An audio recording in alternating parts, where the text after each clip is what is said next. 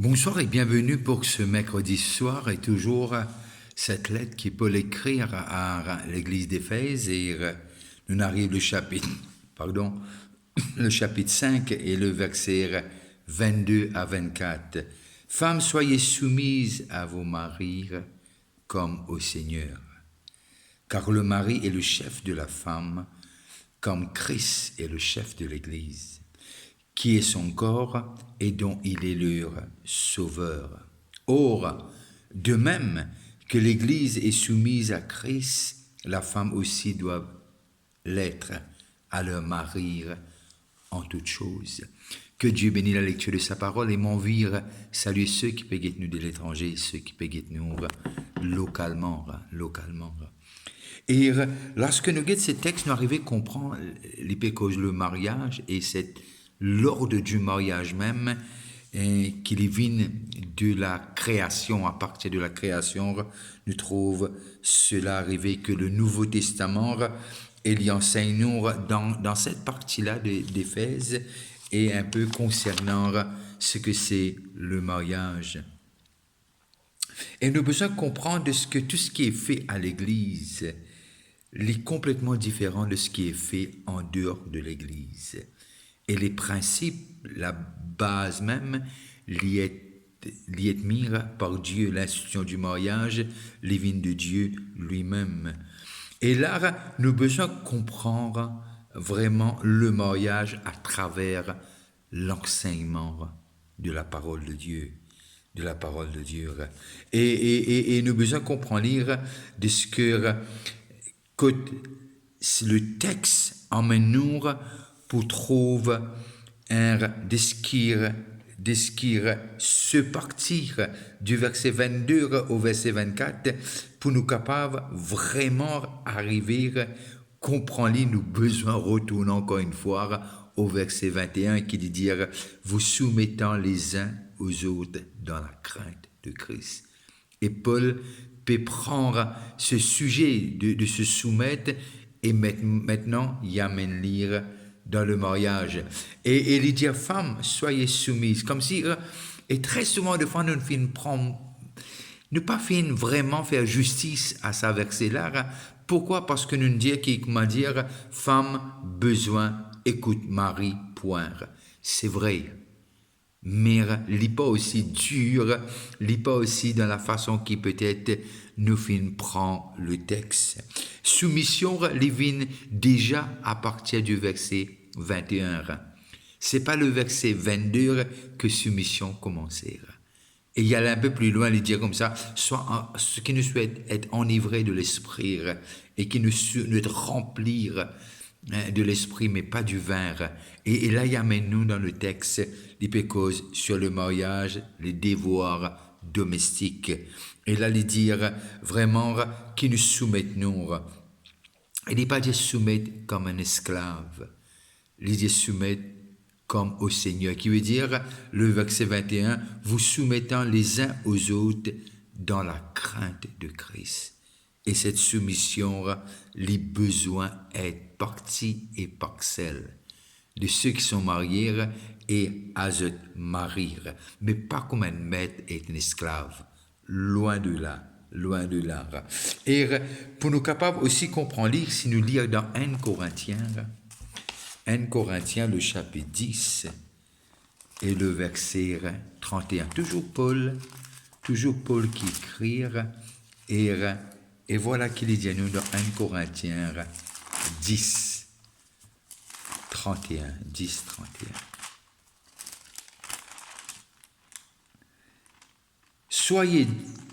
Soit donc que vous mangiez, soit que vous buviez, soit que vous fassiez quelques autres choses, faites tout pour la gloire de Dieu. Pour la gloire de Dieu.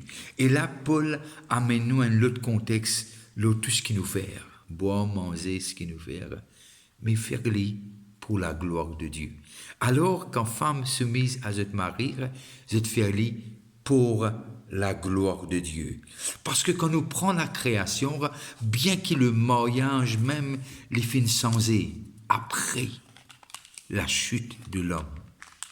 Après la chute de l'homme. Parce que quand nous lisons dans Genèse, le chapitre 2, Genèse 2, le verset 18, et aussi le verset 21 à 25, lui montre-nous quelque chose de la création. Et voilà qu'il dit nous le chapitre 2, le verset 18. L'Éternel Dieu dit, il n'est pas bon que l'homme soit seul. Je lui ferai une aide semblable à lui. Bien qu'il Dieu crée tous les animaux, il crée Adam, mais pour Adam, il est seul et pas une aide semblable à lui.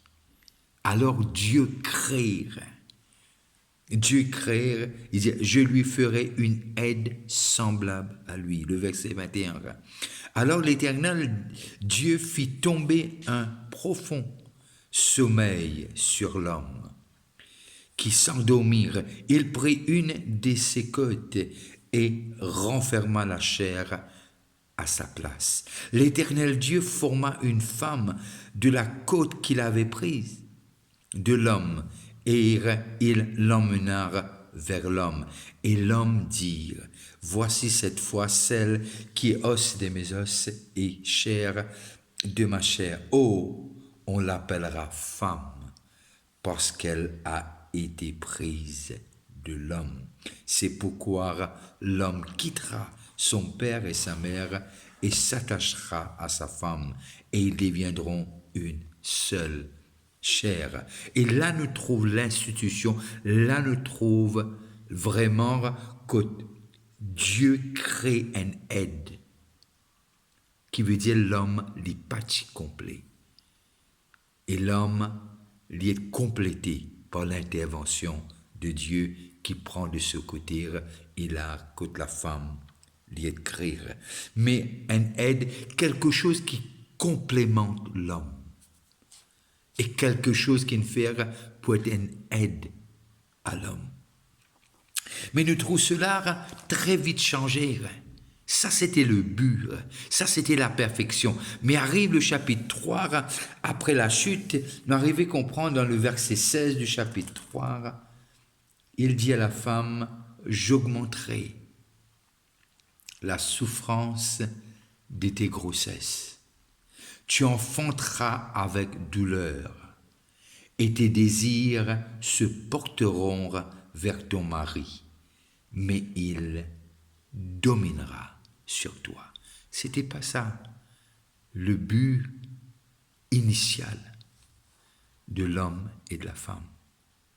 Mais nous arrivons à comprendre après la chute et de ce que le texte nous, mais il dominera sur toi et ton désir se porteront vers ton mari.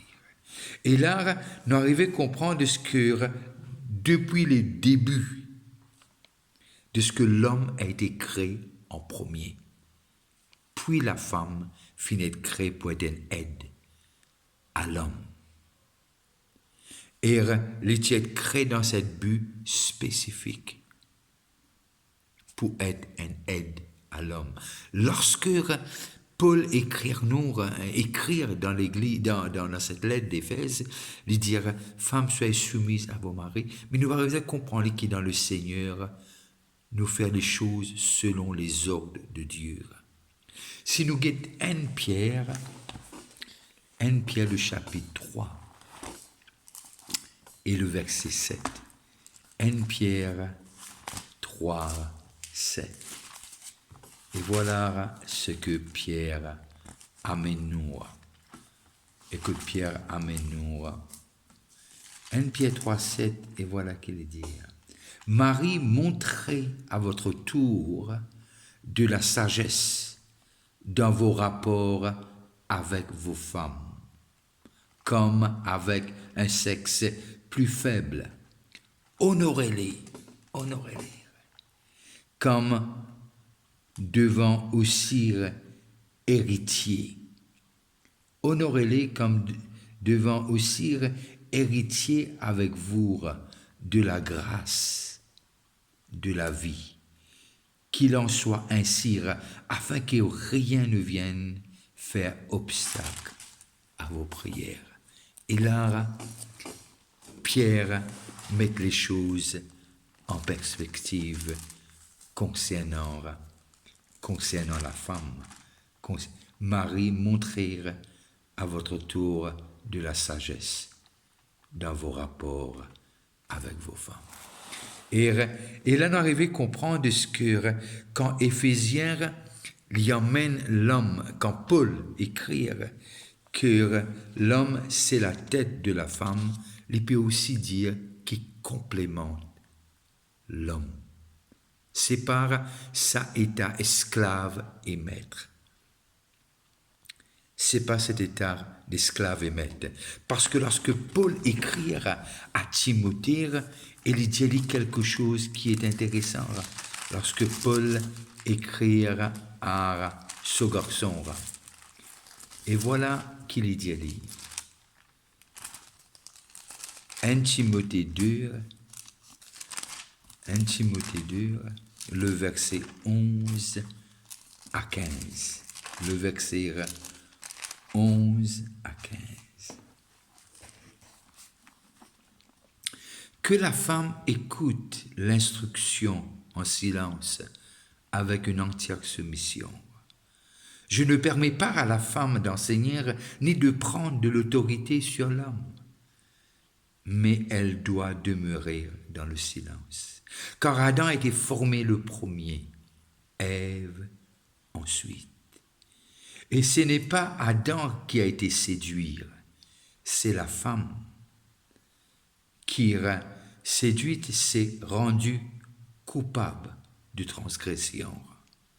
Elle sera néanmoins sauvée en devenant mère si elle persévère avec modestie dans la foi, dans la charité et dans la sainteté.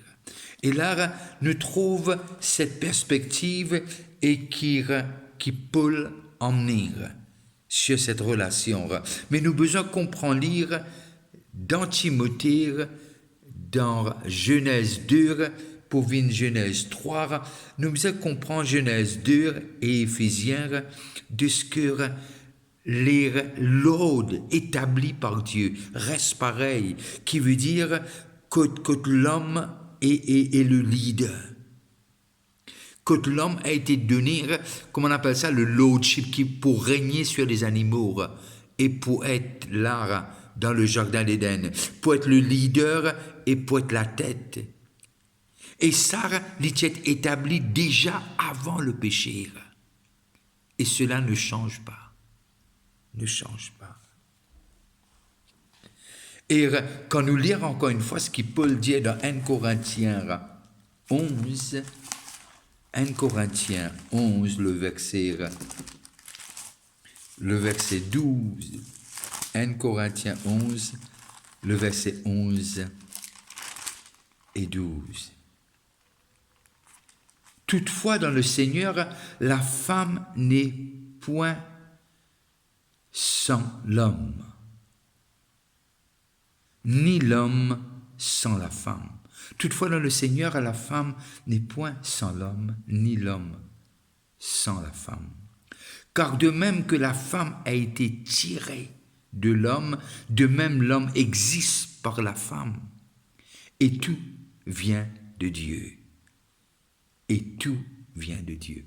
Et là, Paul met les choses en perspective. Il y a beaucoup de pensées que Paul lui tient un peu contre les femmes dans le ministère. Non, ça n'a pas sa raison d'être.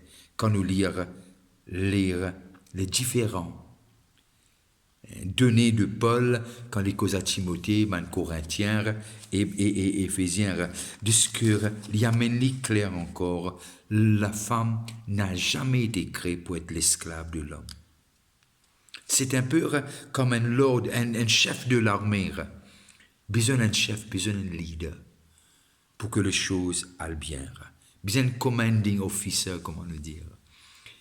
Et l'homme, ce rôle, c'est ça. L'homme et la femme, et je tous les deux peux vivre pour un seul but, pour la gloire de Dieu, pour la gloire de Jésus-Christ, qui veut dire faire tout ensemble. Aujourd'hui, lorsque nous regardons un peu autour de nous, lorsque ces rôles, il y a cette confusion ou bien cet abus, toujours basant sur les versets, et nous trouve un tiraillement dans ces deux rôles-là.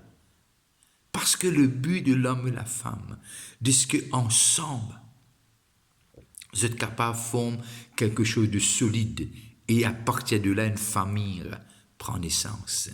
Et aujourd'hui, nos plus grands problèmes dans la société, et surtout quand on trouve une famille qui ne peut pas fonctionner comme on a besoin de fonctionner, et que là, de ce qu'un là peut envie de prendre le rôle de l'autre, et ainsi de suite, et que les enfants, je vraiment prend l'avantage, et n'a vraiment de la souffrance qui n'est pas possible. Que ça deux rôles-là, rôle de la femme et de l'homme, n'y peut être prise comment la Bible enseigne nous. Et aujourd'hui, nous trouvons, il y a beaucoup d'enfants qui ne respectent même pas ni la maman, ni le papa. Parce que depuis cette naissance, je trouve ce tiraillement entre les deux. Je pas trop sa oneness, qui déjà, Dieu te dit, ils viendront une seule chair. Et nous trouvons ça un peu avec le temps, comme si ce sont des principes qui, pas, je pense, ont raison d'être dans le 21e siècle, mais le principe comme le plomb, les restes, le plomb. Et Dieu a établi ça afin qu'il nous capable vraiment avancer dans des principes de base. Parce que ce qui va nos enfants peuvent dire, je peux retrouver une stabilité, une accorité, une complicité, une complémentarité entre papa et maman, entre les deux. Et c'est ça qui fait la force d'une famille. Quand maman et papa sont unis. Moi, peut-être j'ai besoin d'accord sur tous les plans. Non, c'est ça la richesse. C'est un échange d'idées. C'est cette richesse de ce que tous les deux apportent, la sagesse, et qui peut capable vraiment consolider la base même d'un foyer et d'une famille.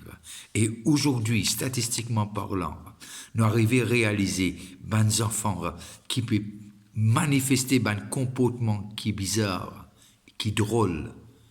Et très souvent de fois, si nous montrons la source, si nous faisons un peu l'histoire, nous arrivons à comprendre, je fais grandi dans une famille stable, séparée, divorcée, quand il y a la guerre, quand il y a un tiraillement, quand il y a toujours une tension pas possible, ou bien la violence domestique dans n'importe quelle forme. Et ces enfants-là sont affectés. Et demain, je peux créer une bonne famille qui vraiment, que je peux faire l'exemple, comment le faire. Alors, nous trouvons que c'est quelque chose qui, comme parfois, il y a un domino-effect, et nous trouvons les dégradés de siècle en siècle, de décennie en décennie, de génération en génération. Alors, pour nous capables d'aller à la base, nous sommes allés dans le verset 21 du chapitre 5, qui dit « Soumettez-nous les uns aux autres dans la crainte de Christ ». Il y a aussi dire dans le mariage qui nous capable dans cette accordité, nous capables de causer et nous capables de communiquer. Et que la femme capable vraiment apporter cette aide à l'homme, et que l'homme aussi, il ne pas faire croire qu'il compte tout. Assez humble pour lui capable d'accepter les choses que Dieu amène à ce côté. Que Dieu vous bénisse, passez une très bonne fin de soirée et n'oubliez pas, demain on se rencontre à 7h. C'est notre premier jour de notre conférence et combattre le bon combat. On se rencontre à l'auditorium à 7h du soir et aussi vendredi à 7h et samedi à 6h et dimanche à 5h30. Je vous invite, j'aurais souhaité vous rencontrer personnellement Et n'arrêtez pas de prier pour le pays, priez pour notre conférence et les intervenants. Et je veux vous dire, si vous passez à table, bon appétit. On se voit demain à 7 heures à l'auditorium à Phoenix. Bye bye. Et j'attends à vous voir personnellement.